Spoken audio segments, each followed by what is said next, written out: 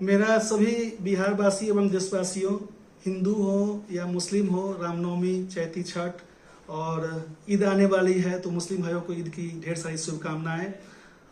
हम as a physiotherapist उम्मीद करते हैं कि आप अपना शारीरिक स्वास्थ्य का ध्यान रखते हुए अच्छे से इस पर्व को मनाएं, और हमारी तरफ से, हमारे पूरी टीम की तरफ से आपको ढेर सारी शुभकामनाएं। भी देख रहे हैं ओवरवेट हो रहा है, उसके लिए क्या है इलाज? ओवरवेट का सबसे महत्वपूर्ण कारण है कि दिन रात बैठ के अपना कोई बिजनेस है तो उसमें बैठ के टेबल वर्क कर रहे हैं कोई, या ऐसा कुछ कर रहे हैं। फिजिकल एक्टिविटी का अभाव। यहाँ से पहले कहीं जाना होता था तो लोग पैदल चलते थे, साइकिल चलाते थे, तो फिजिकल मूवमेंट का जो है अभाव हो गया, जिस कारण आपका मांसपेशी वगैरह जो है सब कुछ जो है शिथिल पड़ने लगता है। धीरे धीरे वेट जो है चर्बी गेन करने लगता है लोग। तो उसमें सबसे बढ़िया चीज है कि सबसे पहले सुबह उठ के नाश्ता का जो कुछ योगा तो वगैरह जो करते हैं, एक्सरसाइज करते हैं, वो आप करते रहें। करने के बाद तुरंत कुछ ना कुछ नाश्ता पानी करें, 8 बजे तक जो है कुछ खाना खा लें, फिर कुछ आधा एक घंटा का फिटनेस के लिए कुछ काम करें, और फिर अपने दिनचर्या में लगे। अगर टेबल वर्क है तो कोशिश कीजिए कि हर 1-2 घंटा पे अपना पोस्चर चेंज करें। मतलब हम बैठे हैं तो लगातार बैठे नहीं रहे, कुछ देर 1 घंटा 1.5 घंटा के बाद थोड़ा चले, जैसे लोग हैं या ऐसा लोग जिनको टेबल वर्क करना है तो हर 1 घंटा पे कुछ चले फिरे, अपना पोजीशन को चेंज करते रहें और अपने मांसपेशियों की ताकत को बनाए रखें, तो वो चर्बी किसी का हाथ नहीं उठता है, किसी का पैर में जोड़ में दर्द होता है, ये शिकायत ज्यादा आ रहे हैं। जनरली ओल्डर एज में तो खैर घुटना सबका जो है यहाँ पर तेल लीक होता है वो घटने लगता है, और बुढ़ापा जैसे जैसे आएगा सबका घुटना का क्षय होना 40 साल के बाद कोई भी आदमी हो तो उसका क्षय होने की प्रक्रिया स्टार्ट हो जाती है। तो आप क्षय को कितना आगे ले जाते हैं और कितना स्पीडली बढ़ाते हैं ये आप पर डिपेंड करता है। अगर 40 साल से ऊपर आपका उम्र है, आप चलते फिरते हैं, साइकिल चलाते हैं, कुछ अपना दैनिक रूटीन अपना रखे हुए हैं, तो आपका घुटना या आपका जो भी ज्वाइंट है वो कुछ दिन पर तक चलेगा, कुछ दिन तक जो है आपका अच्छा रहेगा। जो आदमी जो है मान लिया कि हम बूढ़ा हो गया, सो गया या ऐसा कुछ हो गया, तो उसका क्षय जल्दी हो जाएगा। तो जितने अपने आप को जो है शारीरिक गतिविधि में इन्वॉल्व रखेंगे, जितना चलना फिरना जारी रखेंगे, जितना अच्छा व्यायाम करेंगे, उतना क्षय होने की प्रक्रिया स्लो होती है, तो आप थोड़ा ज्यादा दिन तक करती है। लेकिन अगर किसी का क्षय हो गया तो फिजियोथेरेपी कराने से हम लोग देखते हैं कि उसका मसल पावर कितना है, मसल पावर पर काम करते हैं, ज्वाइंट कितना घिस चुका है उस पर काम करते हैं। बहुत सारा मॉडलिटीज है जो पेन में आराम देता है, और पेन कम हो जाता है तो फिर हम लोग एक्सरसाइज पर फिर लाते हैं। बहुत लॉन्ग टर्म उस पर फिजियोथेरेपी जरूरत नहीं है, जरूरी है कि मन से वो पेशेंट एक्सरसाइज करे और एक्सरसाइज को कंटिन्यू रखे, तो क्षय की प्रक्रिया को रोकी जा सकती है, थोड़ा डिले की जा सकती है, लंबा की जा सकती है, और स्वस्थ जीवन लोग जी सकता है। मेरा नाम डॉक्टर आलोक कुमार है। मैं ओम फिजियो वर्ल्ड में एज ए फिजियोथेरेपिस्ट काम करता हूं, और बिहार शिक्षा परियोजना में समावेश शिक्षा में कार्यरत हूँ। बहुत लोकप्रिय हो रहा है फिजियो केयर डिवाइस, और बहुत से डिफिकल्ट केसेस को आपने ठीक किया है, बहुत चर्चित मतलब ये हैं। और कैसे मतलब फिजियोथेरेपी से इलाज करते हैं वो बताएं। एक पुरानी चिकित्सा पद्धति है जिसमें किसी भी बीमारी का इलाज व्यायाम और प्राकृतिक संसाधन जैसे सन हो गया, ठंडा पानी हो गया, गर्म पानी हो गया, के साथ साथ कुछ इलेक्ट्रिकल थेरेपी का डिवाइस आता है, इलेक्ट्रोथेरेपी का जो बहुत सारा मशीन है, उसके द्वारा हम लोग करते हैं।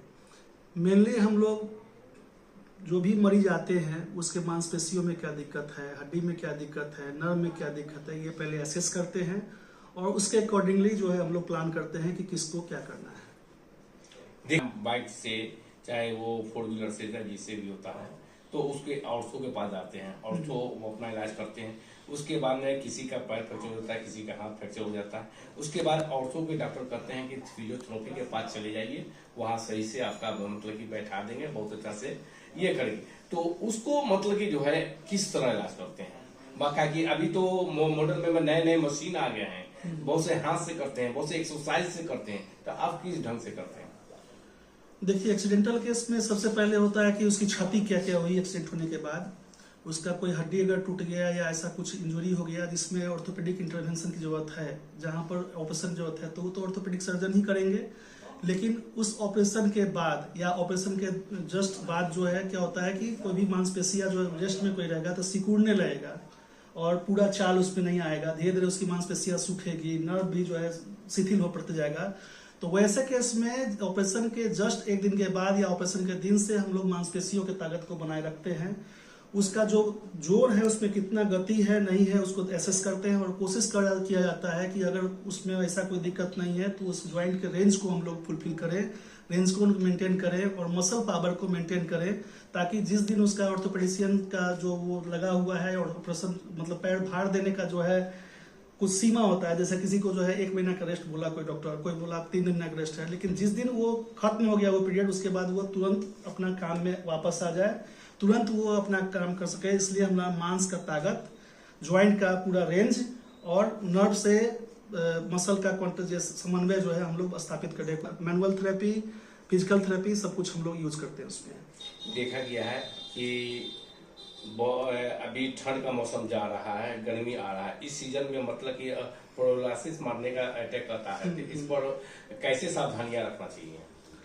अभी लकवा का सीजन अब तो खैर कम होने लगा, लेकिन अभी लकवा का सीजन बहुत एक्सिस्ट मतलब बहुत ज्यादा लकवा का अभी सीजन था।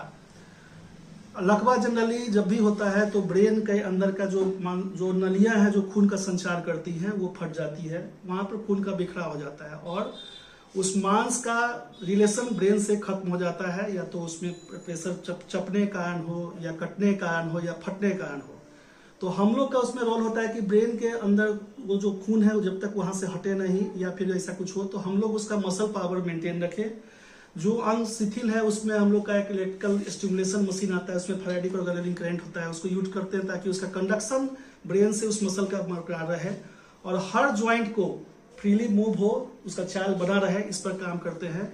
और लकवा के मरीज जनरली फिजियोथेरेपी से ही ठीक होते हैं।